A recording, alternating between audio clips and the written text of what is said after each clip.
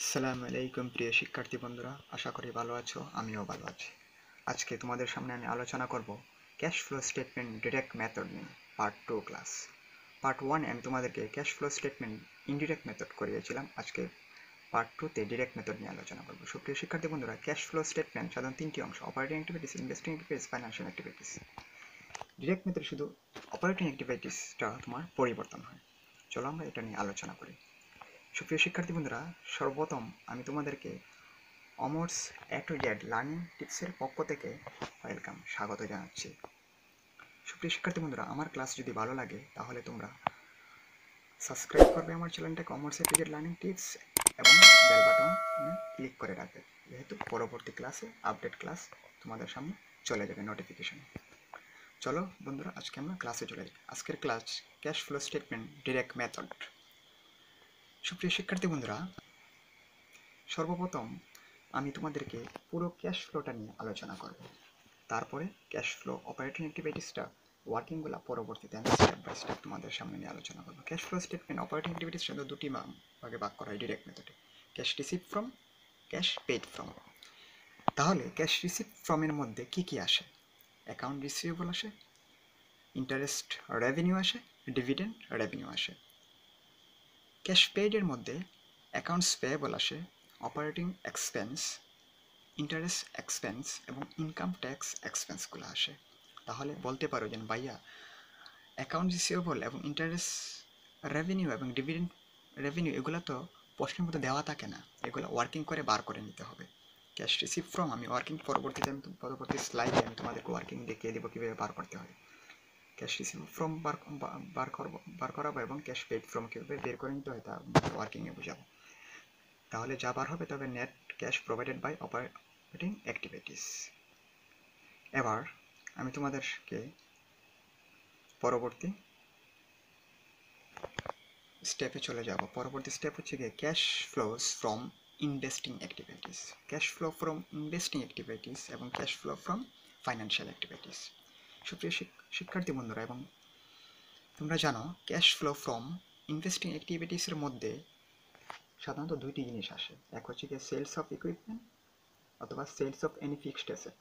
গত ক্লাসে পার্ট 1-এ আমি ইনডিরেক্ট মেথডে অনেক স্টুডেন্টে কমেন্ট করে জানিয়েছে, অনেক ফ্রেন্ড হলদেও বলেছে যেন ভাই ইনভেস্টমেন্ট তো আনেন নাই। আরে ভাই, sales of any fixed asset এটা ইনভেস্টমেন্ট হিসেবে ধরা যায়। লং টার্ম ইনভেস্টমেন্ট যদি সেলস করো তাহলে টাকা আসে, নগদ আসে, এবং যদি চলে যায় পারচেজ যদি করো ইকুইপমেন্ট তাহলে টাকা যায়। ঠিক তেমনিভাবে ইনভেস্টমেন্টে যদি পারচেজ করো তাহলে আমি পাশে আজকে লিখে দিয়েছি ইনভেস্টমেন্টটা, তাহলে তোমাদের ক্লিয়ার হবে। তাহলে প্লাস মাইনাস করার পর যা থাকবে তাহলে গিয়ে net cash provided by investing activities. এখন আমরা দেখব cash flow from financial activities. Cash flow financing অ্যাক্টিভিটিসের মধ্যে ডিভিডেন্ড পেড করলে ক্যাশ মাইনাস হবে, ইস্যু অফ বন্ড পেয়েবল অথবা কমন স্টক তাহলে টাকা আসবে, ক্যাশ আসবে। ঠিক তেমনি রিডিপশন অফ বন্ড তাহলে ক্যাশ আসে। তাহলে এগুলো প্লাস মাইনাস করার পর যা থাকবে net cash provided by financing activities.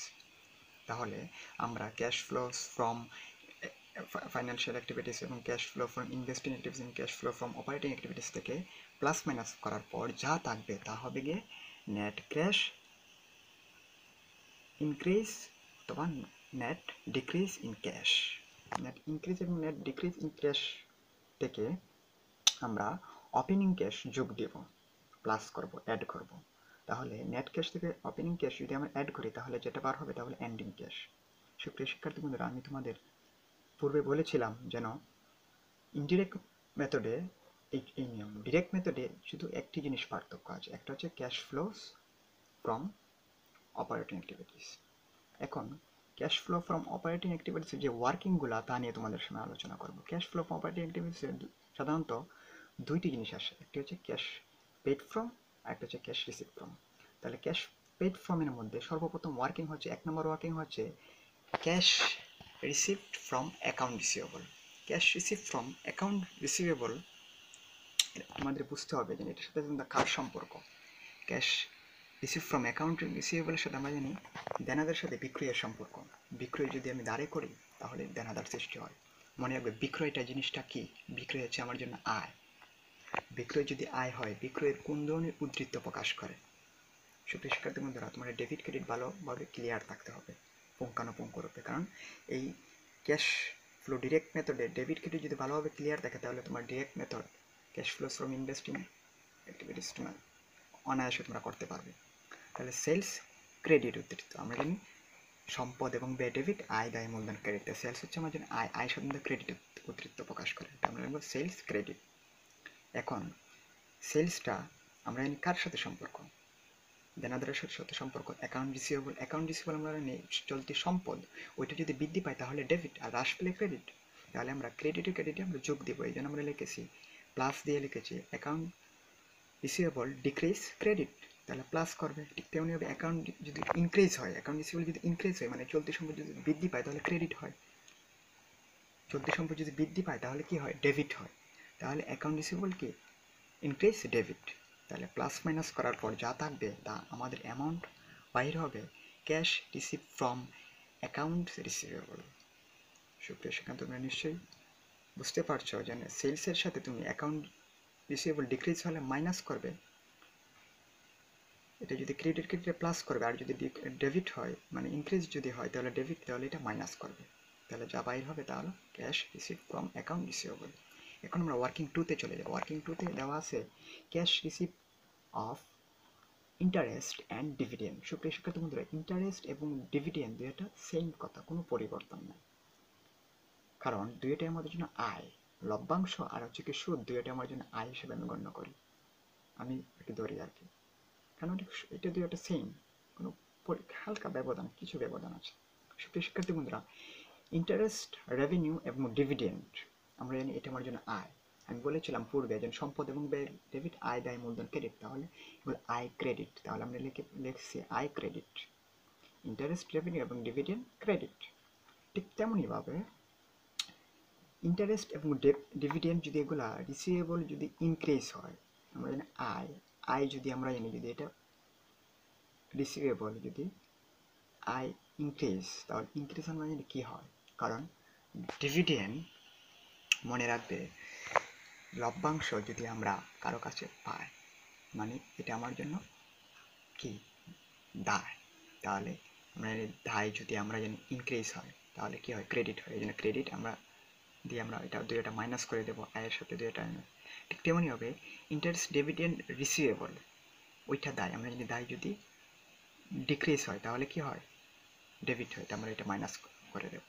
সুপ্রিয় শিক্ষার্থী বন্ধুরা, এখন আমরা চলে যাব ওয়ার্কিং থ্রিতে। ওয়ার্কিং থ্রির মধ্যে আমরা দেখতে পাচ্ছি cash paid of two account payable.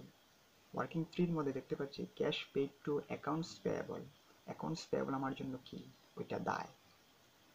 Accounts পেয়েবলটা কার সাথে সম্পর্ক, সাধারণত আমরা জানি পারচেজ মানে ক্রয়ের সাথে সম্পর্ক, এটা লক্ষ্য রাখবে সুপ্রিয় শিক্ষার্থী বন্ধুরা যেন অ্যাকাউন্টস পেয়েবল এটা সাধারণত পারচেজের সাথে সম্পর্ক, তাহলে পারচেজ ডেবিট, কারণ এটা তো ব্যয়, পারচেজ আমার জন্য কি ব্যয়, তাই অ্যাকাউন্টস পারচেজ যেহেতু ব্যয়, কীভাবে ব্যয় হলো, ব্যয় আমরা জানি সর্বদা ব্যয় সাধারণত ডেবিট উদ্ধৃতিতে প্রকাশ করে। আমরা যখন লেজার করেছিলাম তখন পারচেজ সর্বদা ডেবিট উদ্ধৃতিতে আমরা প্রকাশ করেছি, পারচেজ ডেবিট।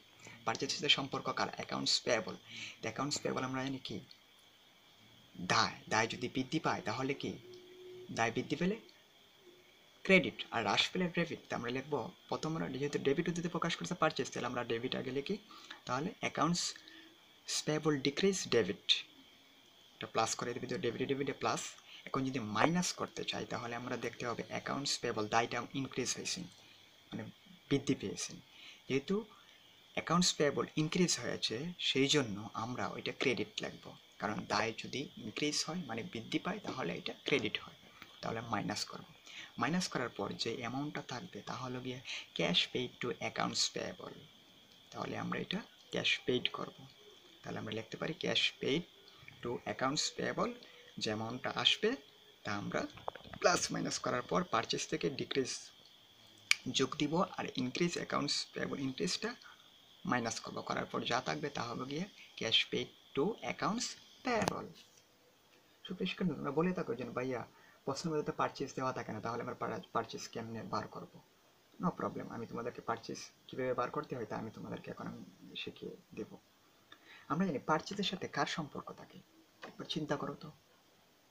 সাধারণত আমরা ইনকাম স্টেটমেন্টে ম্যাথের মধ্যে করেছিলাম যেন cost of good sold, purchase যদি বার করতে চাই আমাদের বিক্রিত পণ্যের ব্যয়টা আমাদের নির্ণয় করতে হবে।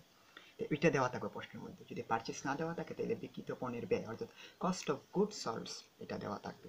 আমি কস্ট অফ গুড সোল্ড আমার জন্য ডেবিট, মানে এটা আমার জন্য কি ব্যয়, তো ডেবিটে প্রকাশ করে। এখন দেখো যদি এটার সাথে সম্পর্ক কার, কস্ট অফ গুডস সাথে কার সম্পর্ক, নিশ্চয়ই মজুত পণ্যের সম্পর্ক। তো মনে রাখবে মজুত পণ্যটা আমার জন্য চলতি সম্পদ। মজুত পণ্য যদি বৃদ্ধি পায় তাহলে ডেবিট, বুঝতে পারছো নিশ্চয়ই, যেন ইনভেন্টরি ইনক্রিজ ডেবিট, তাহলে ডেবিটে ডেবিটে কি দিবে প্লাস দিবে। এখন যদি তোমার ইনভেন্টরি যদি ক্রেডিট হতো তাহলে আমরা কি করতাম, মানে যদি ডিক্রিজ হতো, ডিক্রিজ হলে তো ক্রেডিট, মানে চলতি সম্পদ এটা হ্রাস পাচ্ছে, হ্রাস পেলে ক্রেডিট। তাহলে আমরা লিখতে পারি ইনভেন্টরি ডিক্রিজ ক্রেডিট। সুপ্রিয় শিক্ষার্থী বন্ধুরা, প্রশ্নের মধ্যে কিন্তু দুইটা দেওয়া থাকবে না, যেন ওয়ার্কিং তোমরা তিনটা, আমি তো প্রত্যেকটা তিনটা দুইটা করে দিতে পারছি, যে কোনো একটা ওয়ার্কিং করতে হবে। ওয়ার্কিং এর মধ্যে যে তিনটা প্রশ্ন থাকে না, পারচেজের সাথে তো অ্যাকাউন্ট ইনক্রিজ বা ডিক্রিজ, এগুলো যে কোনো একটা তোমাদের বার করতে হবে, কারণ সাল তো দুইটা দেওয়া থাকবে। মনে করো 2020 তো 2019 প্লাস মাইনাস করার পর যদি বৃদ্ধি পায় তাহলে একটা আনবে, আর যদি হ্রাস পায় তাহলে আরেকটা আনবে। তো যে কোনো একটা ব্যবধান বার হবে, দুইটা কিন্তু আসবে না একসাথে, ওইটা মনে রেখো। না আবার তোমরা বললো না যেন ভাইয়া তো দুইটা দেখাচ্ছে, দুইটা দেখাচ্ছি তোমাদের সুবিধার্থের জন্য। যদি ইনক্রিজ হয় তাহলে ক্রেডিট, আর ডিক্রিজ হলে ডেবিট, ডেবিটে ডেবিটে মিললে প্লাস, আর ক্রেডিটে ক্রেডিটে মিললে প্লাস, আর ডেবিটে ক্রেডিটে হলে মাইনাস করবে, ওইটাই আর কি। মানে ডেবিট ক্রেডিট সম্বন্ধে তোমাদের সম্পূর্ণ ক্লিয়ার ধারণা থাকতে হবে। সুপ্রিয় শিক্ষার্থী বন্ধুরা, এখন আমরা চলে যাব ওয়ার্কিং ফোর। ওয়ার্কিং ফোরের মধ্যে আছে cash paid two operating expense. সুপ্রিয় শিক্ষার্থী বন্ধুরা, এখন তোমরা ভালোভাবে একটু লক্ষ্য রেখো, cash paid two operating expense, cash paid two operating expense এটা কি, এটা আগে বুঝতে হবে। এটা আমার জন্য সম্পদ, দায়, ব্যয়, না আয়, না মূলধন। অপারেটিং এক্সপেন্স আমার জন্য এটা নিচ্ছে এক্সপেন্স, এক্সপেন্স মানে তো ব্যয়। অপারেটিং এক্সপেন্স ব্যয়, ব্যয় আমরা যেন সর্বদা ডেবিট দিতে প্রকাশ করে, যেন অপারেটিং এক্সপেন্স আমরা ডেবিট লিখবো। এটা অপারেটিং এক্সপেন্স সর্বদা কি হয়, ডেবিট হয়। অপারেটিং অ্যাক্টিভিটিসের মধ্যে সাধারণত দুইটি জিনিস সম্পর্ক থাকে, মানে ব্যয় সাধারণত দুই ধরনের হয়ে থাকে, অগ্রিম হয়, বকেয়া হয়। তাহলে আমরা প্রথম লিখতে পারি অপারেটিং এক্সপেন্স ডেবিট। আমি বলেছিলাম যে ব্যয় সাধারণত দুই ধরনের হতে পারে, অগ্রিম হতে পারে, বকেয়া হতে পারে। পরীক্ষাতে যে কোনো একটি আসবে, অথবা অগ্রিম দিয়ে দেবে না তো বকেয়া দিয়ে দেবে। যদি বকেয়া দেয় আউটস্ট্যান্ডিং চেক, আমরা বলতে পারি আউটস্ট্যান্ডিং এক্সপেন্স বকেয়া ব্যয়। বকেয়া ব্যয় আমার জন্য কি, বকেয়া ব্যয় আমার জন্য হচ্ছে কি দায়, দায় বৃদ্ধি পেলে কি ক্রেডিট, আর হ্রাস পেলে কি ডেবিট। আমরা লিখতে পারি আউটস্ট্যান্ডিং এক্সপেন্স ডিক্রিজ ডেবিট, ডেবিটে ডেবিটে প্লাস দেবো। যেহেতু অপারেটিং এক্সপেন্স ডেবিট আছে তাহলে ডেবিটটা আমরা আগে লিখলাম আর কি, যেন অ্যাকাউন্টিং ক্ষেত্রে সাধারণত এটা আগে ডেবিটে ডেবিটে একসাথে লিখলে তোমার কি হয়, ক্যাশ ফ্লো স্টেটমেন্টে সহজে এটা বার করা যায়। তাহলে আমরা লিখতে পারি ওইটা আউটস্ট্যান্ডিং এক্সপেন্স ডিক্রিজ ডেবিট। এখন মাইনাস করার জন্য আমাদের দেখতে হবে ওইটা যদি ইনক্রিজ হয়, আউটস্ট্যান্ডিং এক্সপেন্সটা মানে মানে দায় যদি এটা যদি ইনক্রিজ হয় তাহলে কি ক্রেডিট, তাহলে এটা মাইনাস করবো আমরা। মানে এটা তো আমাদের জন্য যেটা আউটস্ট্যান্ডিং, যেটা পদেও যেটা তোমার ব্যয়, যেটা এটা তো নিশ্চয়ই বুঝতে পারছো। তাহলে এটা ডিক্রিজ হলে আমরা দেবো প্লাস, কারণ ডেবিট, আর ইনক্রিজ হলে আমরা দায় আমাদের জন্য হ্রাস, সেই জন্য দিতে পারি বৃদ্ধি পেলে কি ক্রেডিট। ঠিক তেমনই হবে অগ্রিম যদি খরচ হয়, মানে প্রিপেড এক্সপেন্স যদি অগ্রিম খরচ আমার জন্য সম্পদ, সম্পদ বৃদ্ধি পেলে ডেবিট, তাহলে আমি লিখতে পারি prepaid expense increase debit, plus করব। ঠিক তেমনই হবে প্রিপেড এক্সপেন্স মানে অগ্রিম সম্পদ যদি ডিক্রিজ হয়, ডিক্রিজ হলে কি ক্রেডিট, মানে চলতি সম্পদ হ্রাস পেলে তো আমি ক্রেডিট আনতে তোমাদেরকে বলেছিলাম, সম্পদ চলতি সম্পদ বৃদ্ধি পেলে ডেবিট, হ্রাস পেলে ক্রেডিট। তাহলে প্রিপেড এক্সপেন্স ডিক্রিজ ক্রেডিট করে দেবা। দেওয়ার পর যা থাকবে তা হবে গিয়ে cash paid two operating activities. সুপ্রিয় শিক্ষার্থী বন্ধুরা, এখানে দেখো আমি 4টি লেনদেন এনেছি, তোমরা পরীক্ষাতে যে কোনো 2টি আসবে। এখানে হয়তো আউটস্ট্যান্ডিং চেক দেওয়া থাকবে, অথবা প্রিপেড দেওয়া, অগ্রিম অথবা বকেয়া, দুইটা থেকে যে কোনো একটা দেওয়া থাকবে। তাহলে যা বের হবে তা হলো গিয়ে cash paid two operating activities. Cash paid two operating activities তুমি ওইটা ক্যাশ পেইডে তুমি লিখতে পারো। এখন আমরা চলে যাব প্রিয় শিক্ষার্থী বন্ধুরা ওয়ার্কিং 5। ওয়ার্কিং 5 এর মধ্যে দেওয়া আছে cash paid to interest expense অথবা income tax. Cash paid to interest expense oblique income tax. আমি ইন্টারেস্ট এক্সপেন্স ইনকাম ট্যাক্সটা দুইটাই আমার জন্য সাধারণত ব্যয়, তাই আমি ব্যয় হিসেবে দুইটা আমি একসাথে নিয়েছি। Cash paid to interest expense এবং ইনকাম ট্যাক্স আমরা ওয়ার্কিং 5 এর মধ্যে করব, কারণ দুইটা একটু ব্যয়, এই জন্য আমরা ব্যয় হিসেবে এটা লিখতে পারি। সুপ্রিয় শিক্ষার্থী বন্ধুরা, এখন দেখো আমরা ইন্টারেস্ট এক্সপেন্স লিখতে পারি অথবা ইনকাম ট্যাক্স লিখতে পারি, দুইটাই আমার জন্য ব্যয়। ব্যয় আমরা জানি ডেবিট উদ্ধৃতিতে প্রকাশ করে, তাই ইন্টারেস্ট এক্সপেন্স এবং ইনকাম ট্যাক্স ওইটা ডেবিট। তোমরা ডেবিট, আমরা যত অ্যামাউন্ট যত দেওয়া থাকে অত আমরা লিখব।